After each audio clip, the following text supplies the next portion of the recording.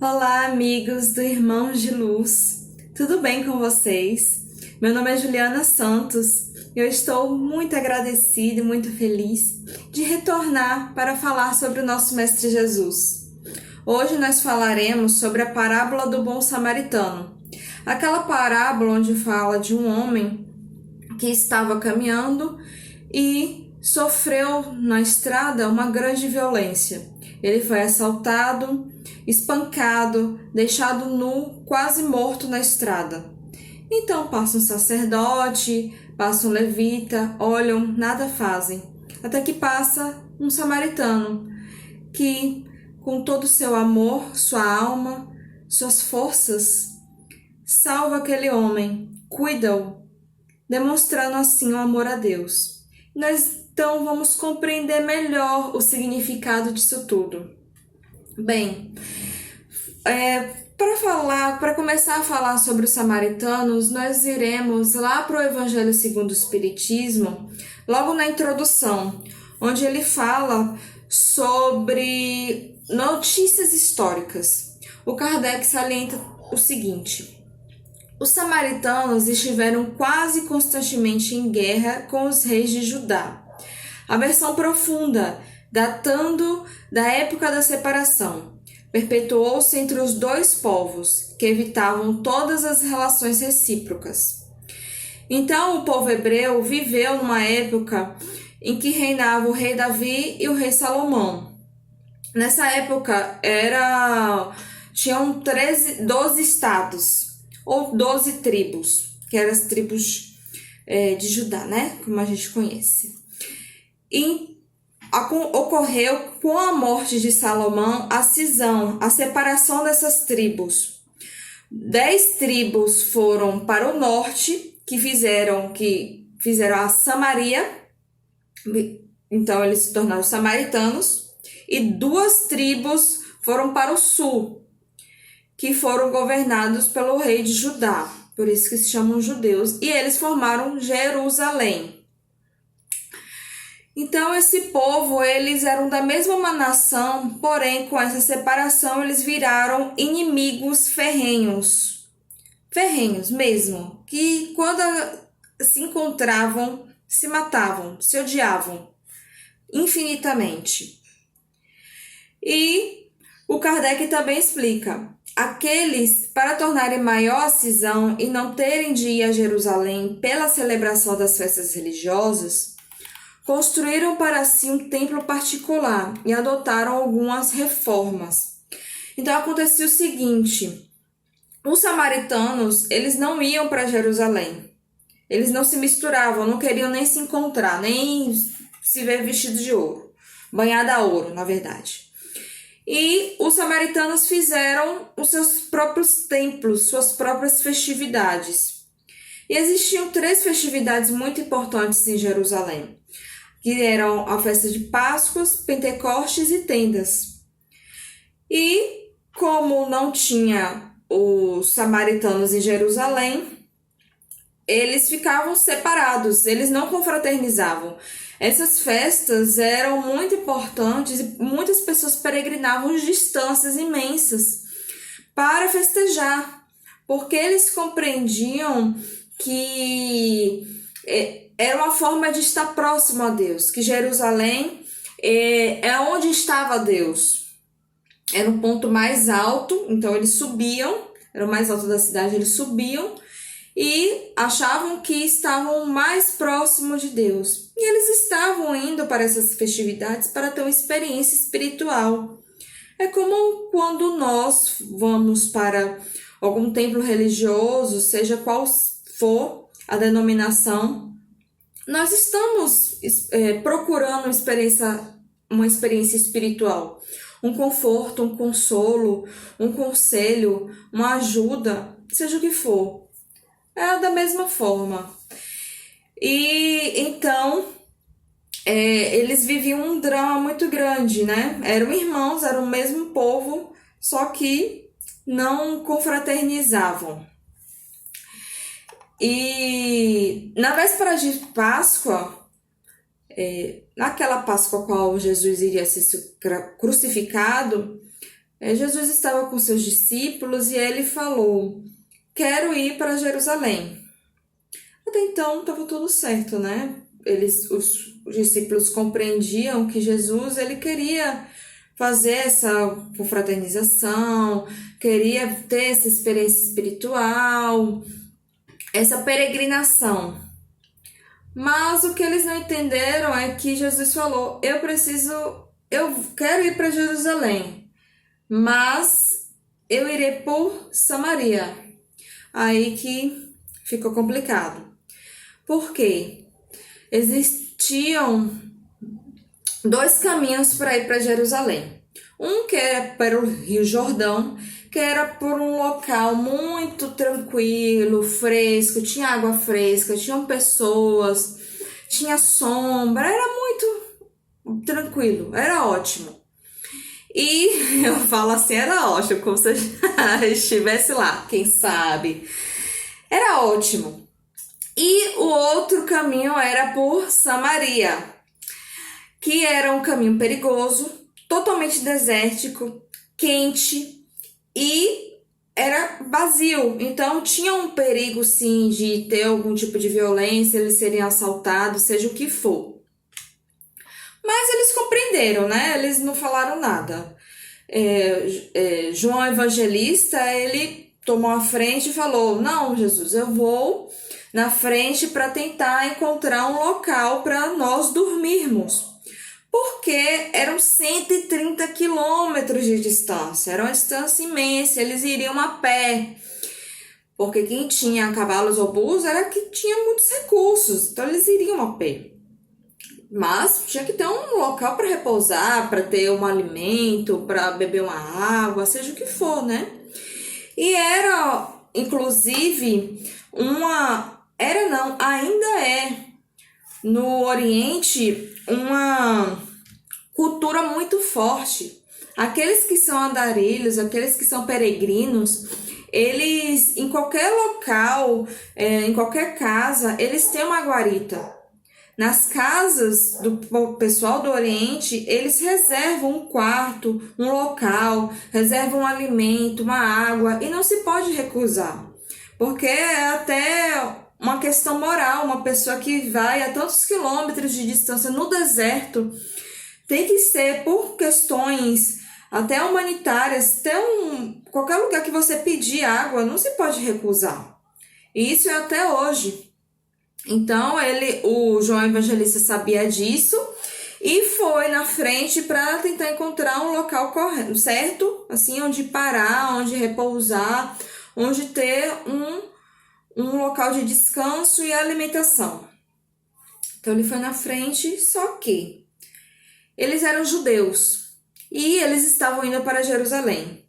Samaritano nenhum aceitou ter a presença deles no local. Nenhum deu 1 ml de água, 1 grão de arroz ou feijão, um local para repousar. Ninguém. Porque eles tinham esse entendimento de separação e de guerra interna, que eles não queriam se misturar. Ainda tinham esse pensamento. E Jesus sabia disso. Mas João Evangelista ficou pilhado. Ele ficou extremamente enraivado com isso. E ele voltou, ele retornou, encontrou Jesus e falou: Jesus, ninguém deu um local para a gente ficar. Um local. Se o Senhor quiser, eu peço para descer fogo do céu e acabo com todos esses samaritanos agora. Aí Jesus falou: não, filho, não precisa. Os filhos do homem vieram para salvar, para restaurar e não para destruir. E o que é essa restauração? É educar, é ensinar, é curar. E Jesus sabia disso. A gente tem que imaginar, por exemplo, existe um homem criminoso. Existem algumas pessoas que querem matar esse criminoso. Tem aquelas pessoas que dizem, né? Bandido bom é bandido morto. Mas a mãe desse criminoso, ele quer salvar, ele quer restaurar o filho. Ele não quer que ele passe por todos esses tormentos. Quer que mude essa visão, essa opinião, esse modo de vida. Na verdade, então, quem ama quer restaurar, quer salvar. E é isso que Deus nos quer. Quer para nós. Quer nos restaurar, nos salvar, porque somos pecaminosos ainda. Nós erramos e muito ainda. Mas nós estamos nessa caminhada de reestruturação e Ele nos dá oportunidade para isso. Olha que maravilha, estamos aqui em terra para tentar fazer isso. E mesmo assim vamos retornando e vamos melhorando, nos adaptando e crescendo cada dia mais. E Deus nos mostra isso. Quem ama, restaura. Não quer matar e nem destruir. Então eles fizeram essa caminhada, foram 130 quilômetros, sem água, sem comida, sem um local para repousar, ficaram no deserto, um local super quente. E Jesus quis mostrar assim uma experiência espiritual. Eles iriam compreender, mesmo com todo esse descaso, essa insensibilidade que tiveram os samaritanos, Jesus queria mostrar, ame, não importa a guerra, não tem porquê guerra, não tem porquê separação, cisão. Nós somos todos um povo, nós somos irmãos, somos da mesma tribo, não importa de onde sejamos, somos todos um. E eles finalmente chegam a Jerusalém, né, para as festividades da Páscoa. A gente pensa, não, eles chegaram em Jerusalém, vão ter um repouso, vão ter alguém para repousar, vai ter um local que eles vão ter guarida e tudo mais. Mas lê de engano, assim que eles chegam em Jerusalém, aí vem um homem da lei, um doutor da lei. E esses doutores, para quem não sabem, eram homens de grande conhecimento e vamos dizer que sabiam dos mandamentos de capa a capa. Tinham todos os mandamentos na ponta da língua, sabiam tudo sobre os mandamentos judaicos de Deus e tudo que era necessário. Então, assim que eles chegam em Jerusalém, um desses doutores da lei vai até Jesus para tentar confrontá-lo. Ele queria qualquer tipo de artifício para tentar desestabilizar ou desmoralizar Jesus. Ele queria guerra, não queria explicação, não queria paz, não queria entendimento. Porque entendimento ele tinha e até demais. Mas a inteligência e a moral são coisas que andam bem, não vou dizer distantes, um pouco separadas. E ele chegou lá e perguntou: Mestre, o que eu devo fazer para herdar a vida eterna?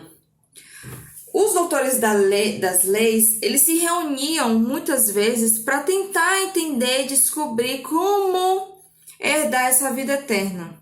Passavam dias, anos, meses, enfim, tentando entender sobre isso. E eles tinham 613 mandamentos, que são judaicos, que eles existem até hoje, esses mandamentos judaicos, e que é o Pentateuco mosaico, né? E que eles foram resumidos através de Moisés aos 10 mandamentos, que nós conhecemos bem, e depois foi resumido por Eliel, avô de Gamaliel, que era mestre de Paulo de Tarso. Ele resumiu em 2 ensinamentos, que é amar a Deus de todo o seu coração, de toda a sua alma, de todas as suas forças, e amar ao próximo como a ti mesmo. Então, o doutor da lei, ele sabia sobre isso. Lógico que ele sabia, era um fato. E Jesus ele falou: o que está escrito na lei? Como tu lês? Porque uma coisa é como está escrito, outra coisa é como a gente entende como está escrito, a nossa interpretação. Por isso que existem tantas religiões com interpretações diferentes sobre o mesmo livro que a Bíblia. A Bíblia tem algumas religiões que não comem carne de porco, outros que as mulheres não podem cortar o cabelo, outros que o homem não pode tirar a barba, outros que a pessoa não pode doar sangue. Então, são várias interpretações. E Jesus quis saber, sim, está escrito como na lei? Você entendeu de qual forma? Aí o doutor da lei, ele falou: amar a Deus sobre todas as coisas, de todo o coração, de toda a sua alma, de todas as suas forças, e amar ao próximo como a ti mesmo. Aí Jesus falou: muito bem, parabéns. Vai lá e faz o mesmo. Vai lá e faz o mesmo. Aí o doutor da lei já ficou desconcertado, né? Ele ficou desconcertado, porque ele não esperava uma resposta dessa, né? Ele queria discutir, queria debate. Aí Jesus já deu logo a resposta, o homem mesmo teve que responder. Acabou, não tem mais o que falar. E o doutor da lei, a gente tem que entender, então, o que é amar a Deus de todo o seu coração. O que é, na verdade, amar a Deus de todo o coração para eles, para os judeus, naquela época? Eles entendiam que amar a Deus de todo o coração eles compreendiam que a inteligência estava no coração, não estava na mente. Então, tudo que está no coração é a sua inteligência, a sua emoção, e ele deve estar totalmente ligado a Deus, totalmente. E quando você tem um desequilíbrio dessas emoções, você se desvirtua desse pensamento, desvirtua desse amor a Deus. Então você tinha que ter todas as suas emoções envolvidas para Deus. Logo, todo significado tem que ser voltado a isso. E a gente tem que compreender também o que significava amar a Deus de toda a sua alma. Eles compreendiam que o espírito e o corpo, eles eram ligados a um só. E o corpo, ele tem que agir, ele não pode ficar só no sentimento. Então não basta só sentir, tem que agir, tem que ter o corpo e o espírito em prol de Deus. E o corpo tem que agir. Ele tem que fazer, ele não pode ficar parado. Ele vai lá e faz. Então todas as suas ações têm que estar envolvidas para o bem, em prol de Deus. E todas as suas forças significava todos os seus bens. Todos os seus bens deveriam estar ligados a Deus. Então, você tinha que ter todo o seu dinheiro voltado para fazer o bem, para Deus. E quando você desvirtuava para fazer algo ruim, você estava indo de contra ao amor a Deus. E o doutor da lei sabia disso. Ele sabia muito bem sobre isso, porque ele acordava e dormia falando sobre esses ensinamentos, cantando esses ensinamentos, pelo menos 3 vezes ao dia. Mas o problema era amar o próximo como a ti mesmo. Esse que era o problema. Naquela época tinha umas 2 correntes. A primeira corrente, que era majoritária, era o pensamento que o próximo eram os irmãos. Tinham que ser todos do mesmo povo. Então, judeu ama judeu, romano ama romano, samaritano ama samaritano. não tinha essa junção. Era separação, segregatório. E uma outra corrente era minoritária, que era a corrente de Gamaliel, Hileu, na verdade, que era que o povo, o próximo, eram todos, era o mesmo povo, eram todos indistintamente. Era samaritano, era judeu, era romano, era grego, seja o que fosse. Eram todos irmãos e todos eram o nosso próximo, mereciam o mesmo amor. Mas, infelizmente, era minoritário, né?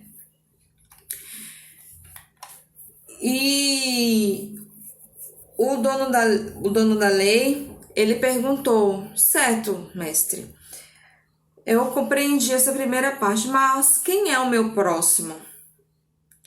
Aí Jesus, porque ele queria discutir exatamente essas correntes filosóficas, né? Aí Jesus ficou assim, se você não entendeu o que eu disse, então eu vou ter que desenhar, né? Então ele começou a falar sobre a parábola do bom samaritano. Então a parábola do bom samaritano, ele fala sobre um homem que estava passeando não, estava andando e na estrada ele é assaltado. Ele é tomado de assalto, ele sofre várias violências, fica todo desfigurado, nu. Então, a partir daí, a gente já tem uma lição. Porque é um homem que não é identificado, é independente de qual seja. Não se sabe se é um samaritano, não se sabe se é um judeu, não se sabe de qual povo é. Não tem como identificá-lo. E não importa isso. E esse que é o ponto. Não importa de onde ele era, quem ele era. Então, ele estava lá na estrada, deitado, inconsciente, e passa um sacerdote. Esse sacerdote olha e vê, nossa, será que ele está morto? Será que ele está vivo? De onde será que ele é? Ele estava descendo Jerusalém. Ou seja, passou por uma atividade religiosa e não teve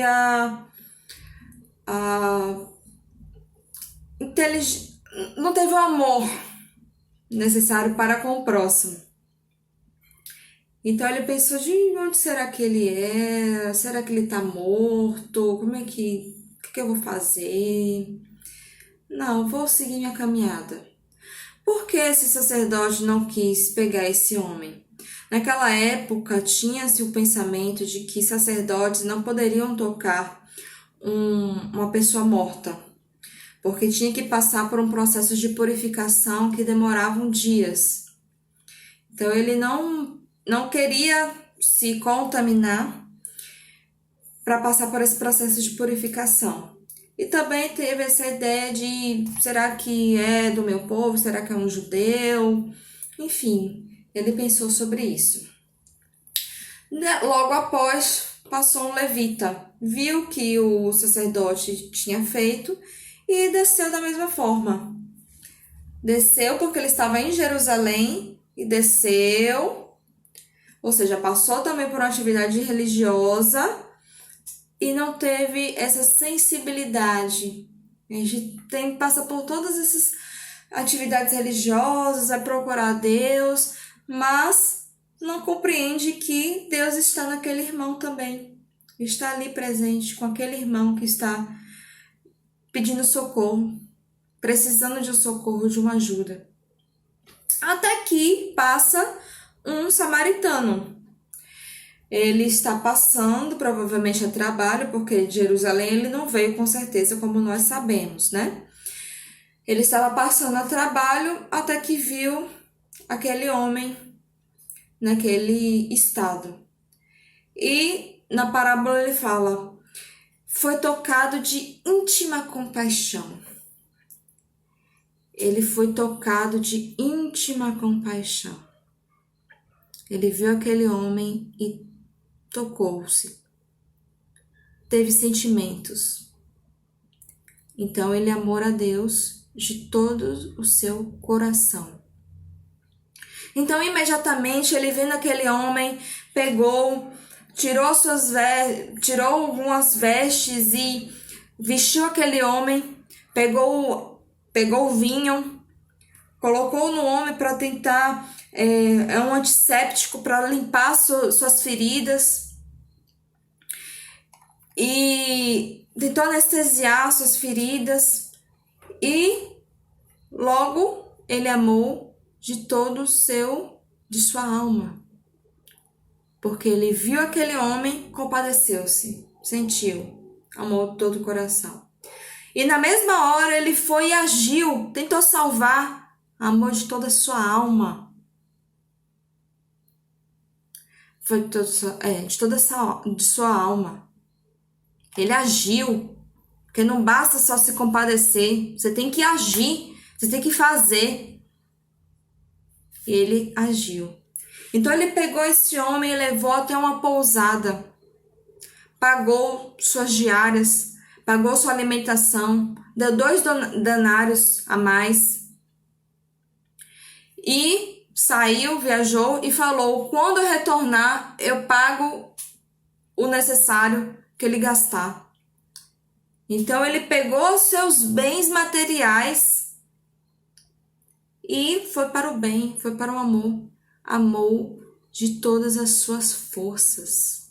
Ele agiu e pegou do seu dinheiro para o bem, para o próximo, para o amor. Então ele amou de todas as suas forças. Aí nessa hora, aquele senhor da lei deve estar... Acho que ele ficou assim, meu Deus, para que eu fui perguntar? Para que eu fui questionar? Deve estar... Acho que ele ficou pálido. Porque ele teve aquela resposta.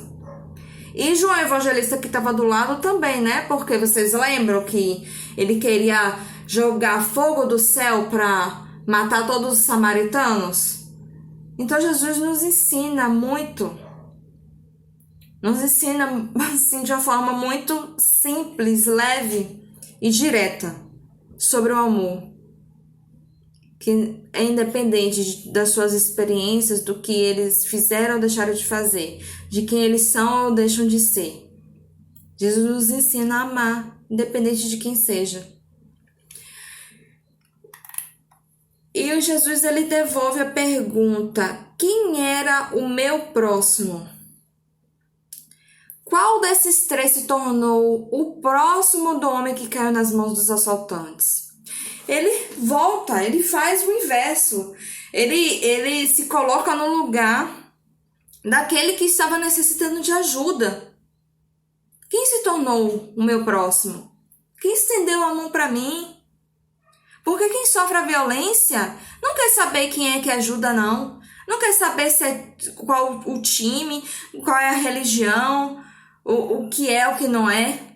A cor, as questões financeiras, não quer saber, não. Você já imaginou? Você tá lá, Deus o livre, isso acontecer com você. Aí a pessoa, qualquer pessoa que passa, vai te estende a mão. Aí você fala, não, você é de que religião? Você é espírita? Se você não for, não quero sua ajuda, não. Deixa eu aqui, todo ensanguentado, quase morto. Quando chegar um espírita, ele me salva. Não, vai, sai daqui. Ninguém quer saber. Ninguém quer saber. Quando passa por uma violência assim, ninguém quer saber. E não é para saber, não importa. E também aquele que vai salvar não tem que se importar quem é ou quem não é aquela pessoa. Porque o samaritano, em nenhum momento, ele pensou e imaginou se aquele homem que estava ensanguentado era um judeu, era um samaritano, seja quem fosse. Nem passou na cabeça dele sobre isso. Então não importa. Todos somos o próximo. Aquele que estava ali era o meu irmão. Ele precisa de ajuda, precisa de amor, então eu estou lá para ele, com ele, para ele. E irei ajudá-lo. Então não importa, nem de um lado nem de outro. E Jesus perguntou. Não. Aí ele perguntou, quem se tornou meu próximo, né? Aí o judeu, ele nem conseguiu falar o nome samaritano, né? O ego, o orgulho ainda estava incrustado. Aí ele falou, aquele que exerceu misericórdia para com ele. Mas ele entendeu a lição. Ele entendeu o que Jesus quis dizer com aquilo. Então Jesus complementou. Então vai e faz o mesmo. Vai e faz. Não importa quem seja. Aquele próximo é seu irmão. Aquele que está do seu lado, seja ele candomblessista, seja ele judeu, seja evangélico, ele é seu irmão. Se ele estiver necessitando, você não vai ajudar? Se você estiver necessitando, você vai perguntar quem é ou quem não é? Não vai querer a ajuda dele? Tem certeza? Então ame. Vai, faz o mesmo. Ame. Amar a Deus de todo o seu coração, de toda a sua alma e de todas as suas forças. E amar o próximo como a ti mesmo. Ame, seja quem for. E tenha todas as forças, toda a sua energia, todo o seu sentimento para esse amor. Não pergunte, não procure. Vá, faz, sinta e faça, seja para quem for. Então é isso, meus irmãos. Que essa lição seja muito bem-vinda às nossas vidas, que possamos refletir mais sobre ela, internalizá-las e praticá-las mais e mais. O Evangelho, ele nos convida diariamente a aprender. Você lê uma vez, entende uma coisa, lê outra vez, entende de uma forma mais aprofundada, e assim vai. Por isso que ele nos convida, nos instiga tanto, que a gente vai se aprofundando diante da nossa capacidade, da nossa inteligência, do nosso amadurecimento. Então não abandone, busquem cada vez mais. Vocês sabem sobre a parábola do bom samaritano? Ótimo. Daqui a algum tempo, leiam de novo, vejam uma nova interpretação, seja de qualquer parábola, ou de uma interpretação mais profunda. É isso que ele nos convida, a crescermos mais e sermos mais felizes. Que Deus nos abençoe e nos ilumine, hoje e sempre. Obrigada, Senhor, pela nossa vida. E obrigada por essa oportunidade de aprendermos mais e mais contigo, Pai. Que estejamos sempre reunidos como irmãos que nós somos, amando uns aos outros, hoje e sempre. Que assim seja. Muito obrigada, meus irmãos. Até a próxima.